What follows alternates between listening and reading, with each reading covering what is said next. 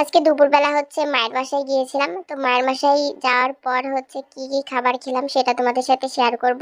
তো আমার যেতে অনেক লেট হয়েছিল, আর ভিডিও করব বলে মাংসটা আমি রান্না করব। তো রান্না করতে করতে যাওয়ার পর অনেকটা লেট হয়ে গেছিল আমার। তো তারপর যাওয়ার পর রান্না করে আমি মানে দুপুরের খাবারটা খেতে খেতে আমার প্রায় বিকাল হয়ে গেছিল। তো দুপুরের খাবারে কি নিয়েছি চলো দেখে নিই। তো এখানে আমি নিয়েছিলাম ভাত, তারপরে নিয়েছি মাংস কষা। তো মাংসটা আমি একটু আলু দিয়ে করেছি, আমার এমন ঝোল ঝোল মাংসই ভালো লাগে, মুরগির মাংস। আর সাথে নিয়েছিলাম সেমাই, আর টমেটো নিয়েছি, আর একটা লেবু। তো সেমাই আমি তেমন একটা খাই না, তবু নিয়েছি একটু হালকা খাবো বলে। মাকে বলেছিলাম মিষ্টিটা কম করে দিতে, সেমাইটা মাই রান্না করেছে, আর আমি শুধু মুরগির মাংসটা রান্না করেছি। তো দুপুরের খাবারটা কিন্তু অনেক ভালো ছিল। তো এরকম দুপুরে গরম ভাতের সাথে গরম গরম মাংস খেতে অনেক ভালো লাগে।